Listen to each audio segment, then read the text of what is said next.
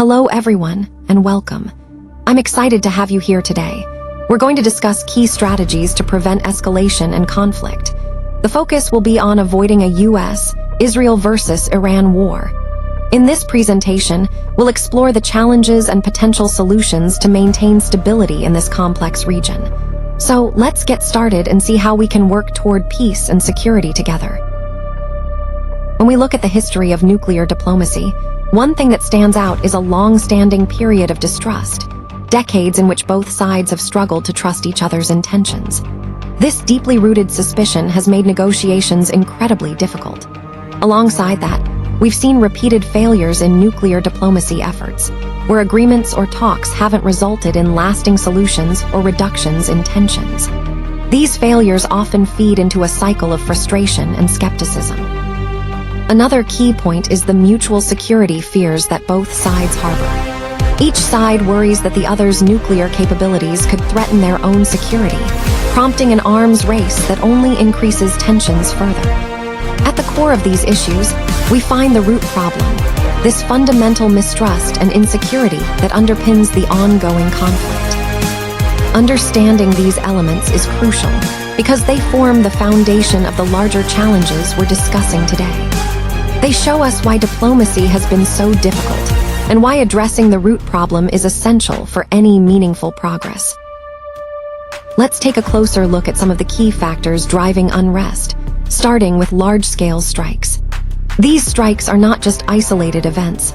They often reflect widespread dissatisfaction and can significantly disrupt normal operations. They serve as a powerful signal that workers are demanding change, and they can influence broader social and political dynamics. Next, we see leadership targeting. This involves efforts by authorities or organizational leaders to focus on certain groups or individuals, often as a way to suppress dissent or control the movement. Such targeting can escalate tensions and lead to more confrontations, making the situation more volatile. Then there's the forced retaliation cycle, which is a critical concept. Essentially, it's a pattern where retaliation begets further retaliation, creating a spiraling cycle of conflict. This cycle can make resolutions more difficult and prolong unrest, as each side responds to the other's actions with increased force or opposition. All of these points connect to our main trigger, what initially sparks these waves of unrest. Understanding this trigger helps us see how these elements interplay, leading to escalation or de-escalation. Recognizing these dynamics is vital in managing or anticipating large-scale unrest effectively. Let's start by discussing maintaining nuclear agreements. It's crucial that we keep these agreements in place to prevent any escalation or misunderstandings. By maintaining them, we ensure that all parties are committed to transparency and responsible behavior. Next, keeping inspections active is a key component. Regular inspections help verify compliance and build confidence among nations.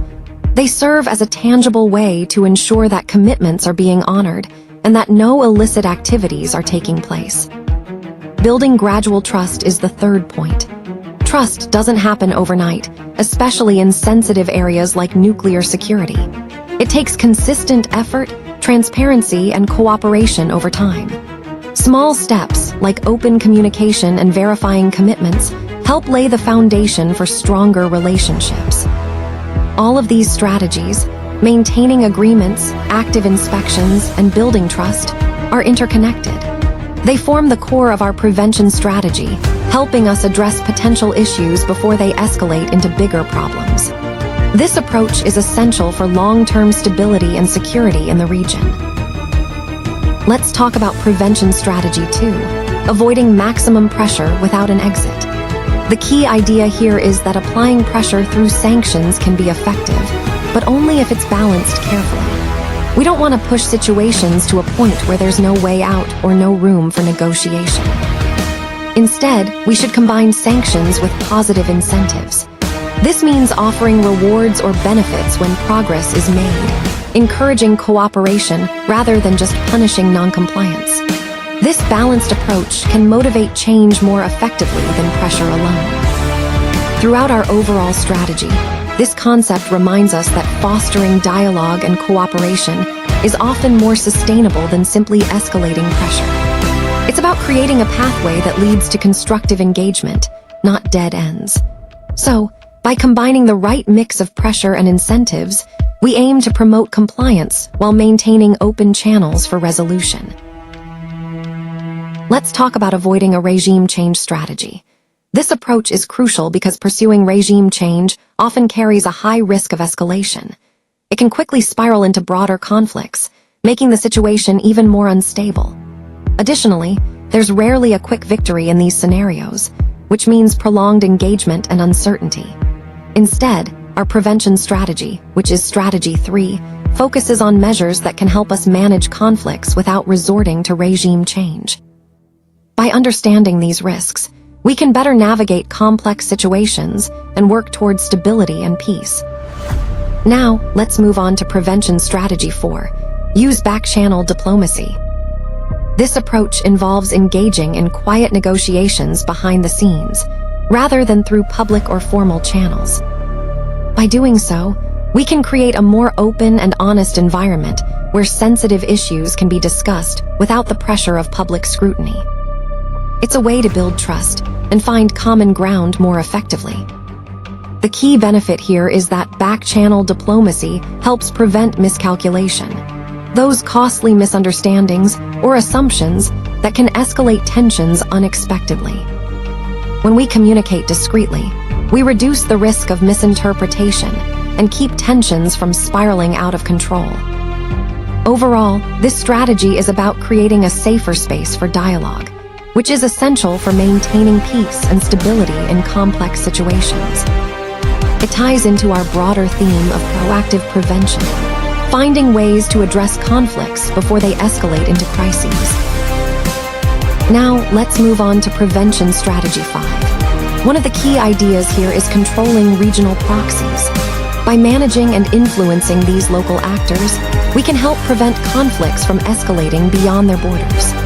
This is crucial because proxies often act on behalf of larger powers, and their actions can inadvertently trigger wider instability.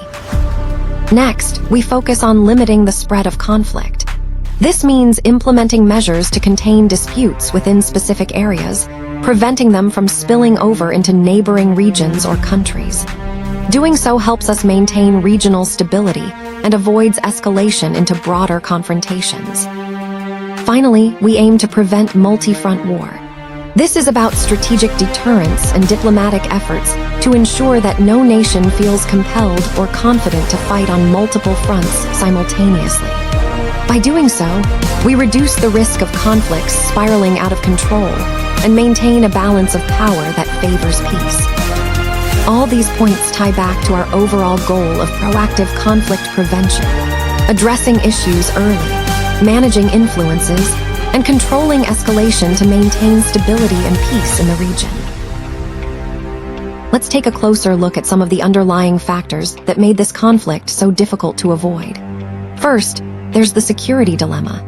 This is when one country's efforts to increase its security, like building up its military, can be perceived as a threat by others. In response, those other countries might also ramp up their defenses, which can spiral into an arms race. It's a cycle where everyone's actions intended for security actually heighten tensions. Next, domestic politics play a big role. Leaders often have to consider internal pressures, public opinion, political parties, national identity, when making decisions. Sometimes, taking a hard stance or pushing towards war can be seen as a way to rally support or demonstrate strength domestically, even if it increases international risk. Miscalculation is another critical point. Countries might underestimate each other's willingness to go to war or overestimate their own strength. Small misunderstandings or misjudgments can escalate quickly, especially in a tense environment. All of these factors, security dilemmas, domestic political pressures, and miscalculations, intertwine to create a situation where avoiding conflict becomes extremely challenging. This helps us understand why, despite efforts for peace, war was still so hard to steer clear of, given the complex web of motivations and perceptions involved. Let's talk about some practical steps we can take to stop escalation now. First, ceasefire agreements are crucial. They create an immediate pause in hostilities, giving everyone a chance to breathe and reconsider their next moves. Next, returning to negotiations is essential.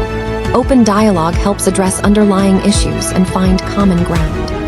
Third-party mediation can play a vital role here, providing an impartial perspective and facilitating communication between conflicting parties. Limiting attacks is another key point. Reducing violence minimizes harm and builds trust. By focusing on these strategies, we move towards de-escalation and lay the groundwork for lasting peace. Ultimately, these steps are about creating space for dialogue, understanding, and resolution amidst conflict. War was avoidable with diplomacy. If different choices had been made earlier, we might have prevented this devastating conflict altogether. It's a stark reminder of how crucial diplomatic efforts are in diffusing tensions before they escalate. Now, escalation is more difficult to contain than it once was, but it's not impossible. Even in these complex situations, there's still room for diplomatic solutions if the political will is there. It's a challenging path, but history shows us that dialogue and negotiation can still make a difference. As we wrap up, remember that while the current situation is dire, the potential to steer things back toward peace remains. It's essential to stay committed to diplomacy, to keep the channels open, and to work tirelessly toward de-escalation. Ultimately, the goal is to learn from these lessons and to recognize that conflict can often be avoided or minimized through careful, sustained diplomatic efforts. The importance of this cannot be overstated, especially in times of crisis.